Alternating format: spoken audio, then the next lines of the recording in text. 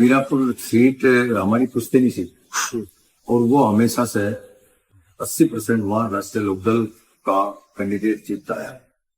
और यहाँ स्वर्गीय चौधरी चरण सिंह जी के अनुयायी लोग हैं, ये जयंत चौधरी जी के सिपाही हैं। किसी भी जयंत चौधरी जी के सिपाही का टिकट होगा तो वो वहां से चुनाव जीतेगा। इस सीट को हम छोड़ते नहीं बिल्कुल भी। और वहां पे एनडीए गठबंधन और राष्ट्रीय लोकदल के सारे भारतीय जनता पार्टी और राष्ट्रीय लोकदल के कार्यकर्ता लगे हुए हैं।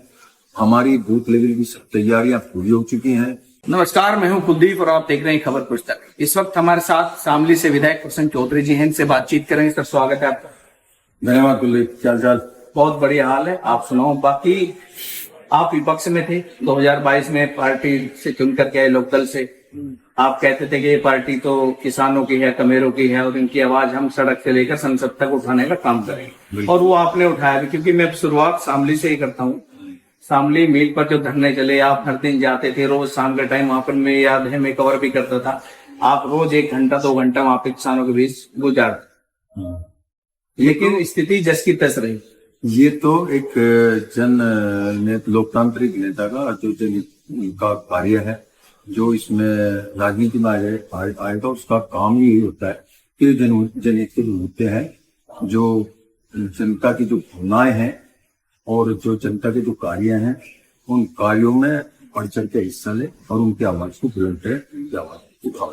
यही मतलब होता है लोकतंत्र का। इसीलिए लोकतंत्र में विधायक और एमपी बनते हैं कि वो जनता की आवाज को रखें। वो अलग बात है कि भाई सत्ता में रह के उन्हें, सत्ता के अंदर रह के उन्हें बात को कैसे उठाने का तरीका है, या फिर विपक्ष में रह के उन्हें कैसे हम रख पाते। लेकिन सवाल यह है, अब तो आप सत्ता का हिस्सा हो, मुख्यमंत्री से भी हर महीने में कम से कम 2 बार तो मुलाकात हो ही जाती है। जब आप वहां पर जाते थे, कहते थे कि अगर ऐसा नहीं हुआ, समय पर भुगतान नहीं हुआ, किसानों के कोई खता नहीं है, क्योंकि किसानों के साथ आप हमेशा से खड़े रहे। और ये भी शब्द आया कि लोग, मैंने देखा है, लोग कमेंट करते हैं सोशल मीडिया पर कि विधायक जी कह रहे थे कि अगर तब तक नहीं हुआ तो हलक से निकाल लेंगे पेमेंट, लेकिन लेके रहेंगे। आदरणीय मुख्यमंत्री जी बड़े अच्छे हैं।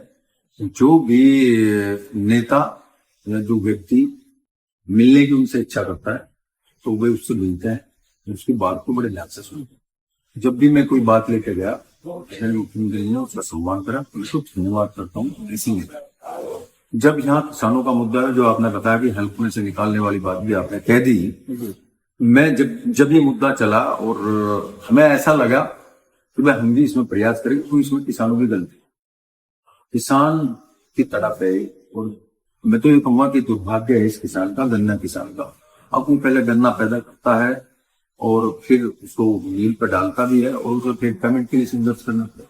और आदरणीय मुख्यमंत्री जी पूरे सचेत हैं और वो यहाँ एक घोषणा भी करके गए थे कि यदि कोई मील मालिक किसानों की दुर्दशा करेगा, किसानों का पेमेंट नहीं देगा, भुगतान नहीं करेगा, तो उसके खिलाफ सख्त से सख्त कार्रवाई होगी और उसे किसानों के हाथ में मील को देगी। और ये बात जब जाहिर है, जब यहाँ ये मुद्दा आया और समझौता हो गया और मुझे पता लगा कोई मील इसे नाट रहा है, तो मैं आदरणीय मुख्यमंत्री से मिला, कहता हूँ अपनी बात रखी और किसानों की बात को उनके सामने रखी। तो उन्होंने भी प्रयास किया। तो इसमें एक फर्क बहुत बड़ा होता है कि जो मील मालिक हैं वो व्यापारी लोग हैं। हर सरकार का एक एजेंडा होता है कि व्यापारी को बढ़ाया जाए। व्यापार बढ़ेगा तो उससे हमें रोजगार मिलेगा, हमारी अर्थव्यवस्था सुधरेगी और जो विकास के कार्य हैं, जो उनसे व्यापार से जो टैक्स आएगा वो हमारे विकास में लगेगा। गांव में सड़कें बनेगी, गांव में टंकी बनेगी, बहुत बतेरे कार्य हैं, जैसे मेडिकल व्यवस्था, वो सारे। तो जो किसी की नौकरी है तो उसकी तनख्वाह मिलेगी, ये सब वहीं से तो है, बिल्कुल टैक्स से ही तो है। बिल्कुल बात फिर आती है किसान की, तो भाई किसानों की गैर जांच गलत है। तो इसलिए ये फर्क है। जो सरकारी मील है उनके सबके पेमेंट समय से हो रहे हैं। बल्कि मैं आपको बताता हूँ कि पूरे उत्तर प्रदेश में शायद 141 या कितनी मील है, फिगर तो मेरे पूरे याद नहीं है, उसमें से 120 मील प्राइवेट है और उसमें से कुल 10 मील ऐसे होंगे, 10 या 12, जिनकी पेमेंट का दिक्कत आती है। और ये खासकर शामली की जो मैं बात करता हूँ, ये जो पहला ग्रुप था ये बिल्कुल दलदल में जा चुका था, मिस मैनेजमेंट से खराब हो चुका था। अब दूसरा ग्रुप आया, बड़ा ग्रुप है, अच्छा ग्रुप है, ये नहीं कहता अच्छा ग्रुप है, उसका नाम है और उसकी 6-7 फैक्ट्रियां चल भी रही है, लेकिन इसका जो बिकने का तरीका है, जो इसने खरीदी, वो तरीका ही अलग है। अब हम किसानों को यदि बात बताएं, किसान भोले भाले, उनकी समझ में नहीं आता। किसानों को तो केवल पेमेंट दिखता है कि पेमेंट नहीं मिलेगा, उनकी कि कब बात तो मिलेगा। जायज है अपनी जगह, वो गलत नहीं है, उन्हें पेमेंट चाहिए, ये बात ठीक है। लेकिन जिसने खरीदा है उसे केवल और केवल अधिकार मिला है मिल चलाने का, अभी क्योंकि शेयर से ली हुई है। ये ऐसे नहीं हुआ कि भाई ट्रैक्टर खरीद रहे हो, 1 लाख रुपए का ट्रैक्टर है, चल भाई 1 लाख और रुपए दे दिया, और आज कल अब और 20,000 रुपए कुलदीप के वे भी देने हैं, ऐसा सौदा नहीं है, सौदा दूसरे टाइप का है। बड़ी बात यह है कि इतना ग्रुप आना, इतना अच्छा ग्रुप आना हमें। लेकिन भाई देखो एक बात बताओ, किसान की तो गलती बनी, जब इतना बड़ा ग्रुप आया तो इन्हें भी तो कुछ आशा है, बिल्कुल वो भूख हड़ताल पे बैठे हैं, वो उन किसानों से कहां बात से करते वो हैं। अपने बच्चे की फीस दे पाएंगे, कहां से वो अपने खर्चे चला पाएंगे, कहां से वो बीमारी के खर्चे चला पाएंगे। एक किसान के पास 10, 15, 20 बीघे 25 बीघे के क्या किसान है, उसकी इनकम देखो क्या है, गन्ने के पेमेंट उसे मिल नहीं रहा भुगतान, तो बड़ी दिक्कत है।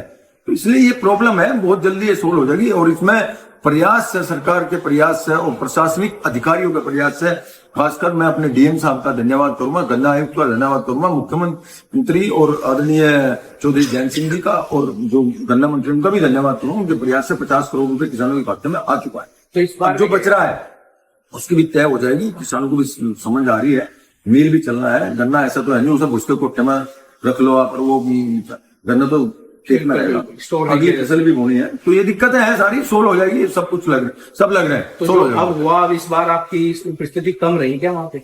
नहीं ऐसा सांसद महोदय कह रही थी कि उनको बुलाओ ऐसा नहीं है, और विधायक से मेरा जब सवाल भी करो। समय मिला मैं उनके बीच में गया और मैंने उन्हें जवाब भी दिया, अपनी बात रखी, और मैं प्रयासरत हूं जैसे सत्ता का रोल होता है उससे।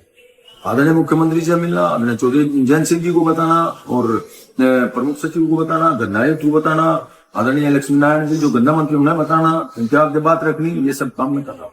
अब भी मैं डेली एक बार मेरी डीएम से बात होती है, प्रशासनिक अधिकारी भाई वहां क्या बात हुई, और मुझे समय मिलेगा तो लखनऊ जाकर फिर ये बात रखी। क्योंकि दीपावली आ गई है, उम्मीद करते हैं सब कुछ घर में आ जाए, क्योंकि पैसे हैं तो त्योहार है। आप भी जानते हैं, अगर सूचना आए तो खाली बैठा आदमी, और किसान तो खामखा निराश हो गई, क्योंकि यहाँ पर 10,000 में कनेक्शन कटता है, और कनेक्शन कटने के भी फिर 1,000 रुपए एक्स्ट्रा लगते हैं, तार जुड़वाने के भी।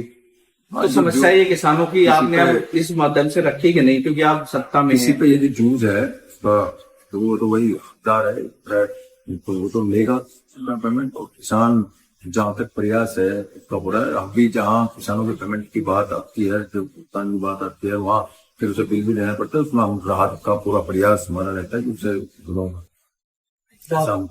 तो ये जब इकरा हसन जी ने कहा कि अपने विधायक से पूछो, तो आपसे सवाल जवाब किया है किसानों ने कि नहीं किया? वो उन्हें सब पता है, किसानों को उन्होंने मेरे से जवाब तलब करा, क्या उन्हें भी जानते हैं। जानते हैं।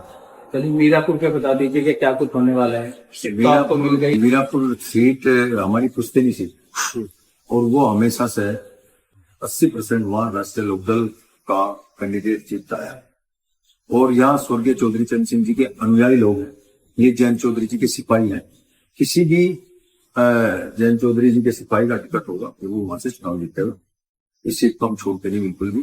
और वहां पे एनडीए गठबंधन और राष्ट्रीय लोकदल के सारे भारतीय जनता पार्टी और राष्ट्रीय लोकदल के कार्यकर्ता लगे हुए हैं। हमारी बूथ लेवल की सब तैयारियां पूरी हो चुकी हैं। जो वहां जनहित में कार्य थे वो हुए हैं। एक वहां बड़ी मांग थी मील के विस्तारीकरण की, वो मील का विस्तारीकरण की मांग उनकी पूरी होगी, उसका विस्तार हो रहा है। और भी मैं तो आदरणीय मुख्यमंत्री जी का और आदरणीय चौधरी जैन सिंह जी का धन्यवाद करूंगा कि वहां 300 करोड़ रुपए के विकास के कार्य, जैसे कि स्टेडियम का निर्माण है, मील का विस्तारीकरण है, 2-3 सड़कें थी जो 50-50 लाख रुपए से भी ऊपर की सड़कें थी, वो आदरणीय मुख्यमंत्री जी ने वहां दी है। वो आगे लोग खुश हैं और वो गठबंधन। चलिए आखिरी सवाल ये है कि समाजवादी वाले ये कह रहे हैं कि सीट तो ये हमारी भी है, क्योंकि 2017 में समाजवादी का कैंडिडेट केवल 190 वोटों से हारा था बीजेपी से।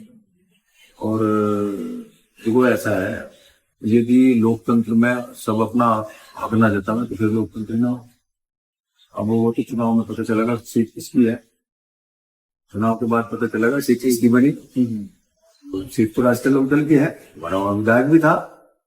अब संगठन में या इसमें सरकार में आने के बाद और मजबूती है, क्योंकि मंत्री आपके कोटे से बनाए वो भी वहाँ पे देखो जनहित के जो कार्य हैं, जो जनसेवा के है और जो जनता की भावना है उनके अनुरूप यदि काम होगा तो चलिए धन्यवाद।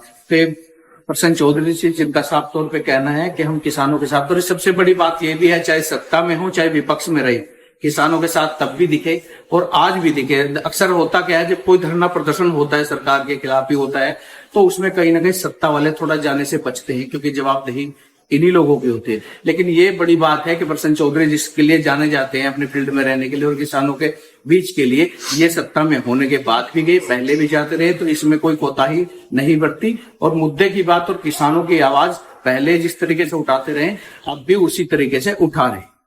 तो अब तक के लिए इतने, अब जुड़े रहिए खबर पुस्तक के साथ।